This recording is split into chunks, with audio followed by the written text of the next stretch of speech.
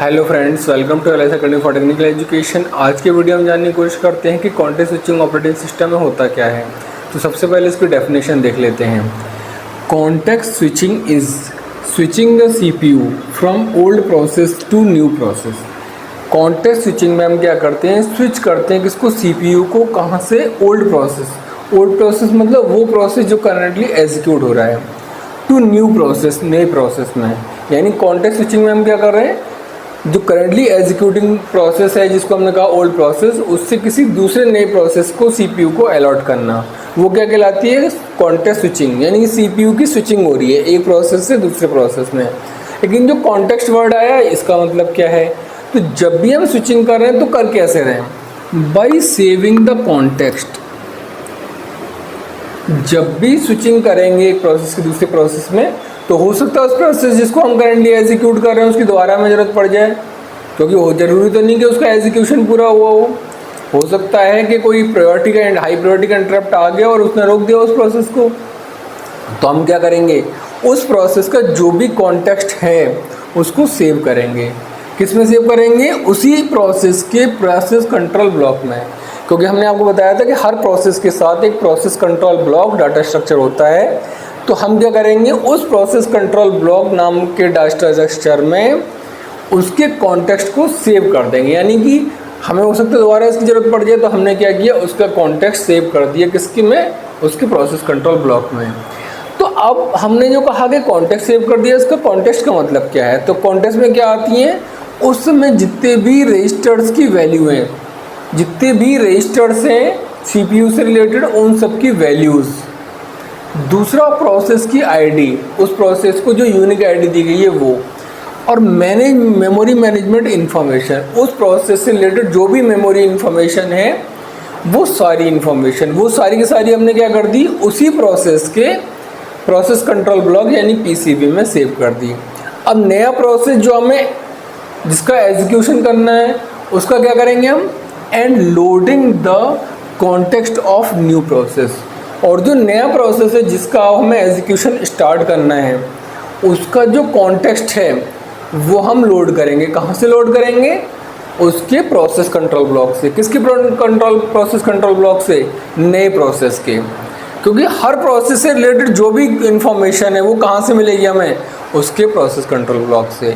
तो loading the context of new process in its PCB, उस नए प्रोसेस की पीसीबी में उससे रिलेटेड जो भी इंफॉर्मेशन है नए प्रोसेस से रिलेटेड वो अपलोड कर देंगे। तो कॉन्टेक्स्ट स्विचिंग में क्या हुआ कि जब भी हम सीपीयू को किसी एक प्रोसेस से दूसरे प्रोसेस में अलॉट करते हैं तो पहले पुराने प्रोसेस का कॉन्टेक्स्ट को सेव कर देते हैं और नए प्रोसेस के कॉन्टेक्स्ट को नए वाले के पीसीबी में अपलोड कर देते हैं। ये पूरा जो प्रोसेस है कि पुराने का कॉन्टेक्स्ट सेव करना और नए का कॉन्टेक्स्ट अपलोड करना, ये पूरा क्या कहलाता है, this is called the context switching. ये कब होगा? ये हमेशा तब होगा जब हम सीपीयू को एक प्रोसेस से हटाकर दूसरा नया प्रोसेस अलॉट करेंगे। जब भी हम ये काम करेंगे तब भी क्या होगा, कॉन्टेक्स्ट स्विचिंग होगा। और ये जो हमने कॉन्टेक्स्ट स्विचिंग पढ़ा है इसमें क्या है, ये प्योरली ओवरहेड होता है। क्यों ओवरहेड होता है? क्योंकि सीपीयू कुछ नहीं कर रहा है इस समय, पुराना प्रोसेस हट रहा है, नया प्रोसेस आ रहा है, उसके बीच में स्विचिंग चल रही है, कोई यूजफुल वर्क नहीं हो रहा है, सीपीयू कोई एग्जीक्यूशन नहीं कर रहा है। So it is purely overhead as system does not do any useful work in this duration. क्योंकि सिस्टम में कोई काम नहीं हो रहा है। सिस्टम में करने वाला कौन है? सीपीयू मैन है, वही कुछ नहीं कर रहा है। सिर्फ क्या चल रहा है, एक प्रोसेस का कॉन्टेक्स्ट सेव हो रहा है और दूसरे प्रोसेस का कॉन्टेक्स्ट अपलोड हो रहा है उनके पीसीबीज में। अब इसको अगर हम डायग्रामेटिकली देखें तो किस तरीके से समझ सकते हैं। डायग्रामेटिकली देखिए, प्रोसेस P1 है, इसने अपना एग्जीक्यूशन चल रहा है इसका। हमने क्या किया, एक इंटरप्ट दिया, यह सिस्टम कोई कॉल आई, इंटरप्ट आया, कोई हाई प्रायोरिटी इंटरप्ट आ गया, इसने कहा प्रोसेस P1 को रोकिए, प्रोसेस P2 को अलॉट करना है। ठीक है, जैसे ही इंटरप्ट आया सीपीयू के पास इंटरप्ट आएगा तो सीपीयू क्या करेगा, पुराने प्रोसेस के कॉन्टेक्स्ट को सेव कर देगा। किसको? जो प्रोसेस P1 जिसका एग्जीक्यूशन चल रहा है। सेव द स्टेट, स्टेट मतलब context, save state into PCB1। PCB1 मतलब प्रोसेस P1 का PCB प्रोसेस कंट्रोल ब्लॉक, उसमें क्या कर दिया उसने, उसकी कॉन्टेक्स्ट को सेव कर दिया। सेव करने के बाद क्या किया उसने, रीलोड स्टेट फ्रॉम PCB2, जो प्रोसेस P2 है उसका अब कॉन्टेक्स्ट क्या कर दिया इसने, अपलोड कर दिया, क्योंकि प्रोसेस P1 की जगह हमें किसका एग्जीक्यूशन कराना है, प्रोसेस P2 का। तो उसका जो भी स्टेट है, जो भी उसका कॉन्टेक्स्ट है, वो हमने क्या कर दिया, उस नए वाले प्रोसेस P2 के प्रोसेस कंट्रोल ब्लॉक में अपलोड कर दिया। ठीक है, इस ड्यूरेशन में ये आपका क्या रहेगा, प्रोसेस P1 आइडियल।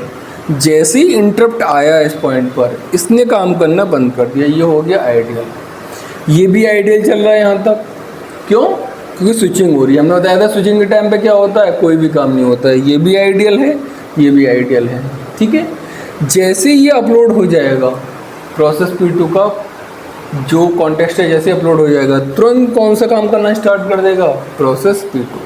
तो प्रोसेस P2 का एग्जीक्यूशन क्या हो गया, स्टार्ट हो गया। अब प्रोसेस P2 का एग्जीक्यूशन चल रहा है।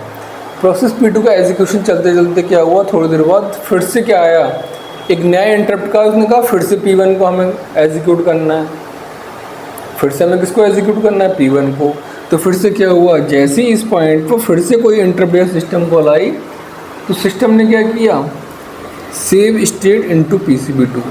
ये जो प्रोसेस P2 था उसका जो कॉन्टेक्स्ट है वो किस में सेव कर दिया, उसके प्रोसेस कंट्रोल ब्लॉक PCB2 में सेव कर दिया।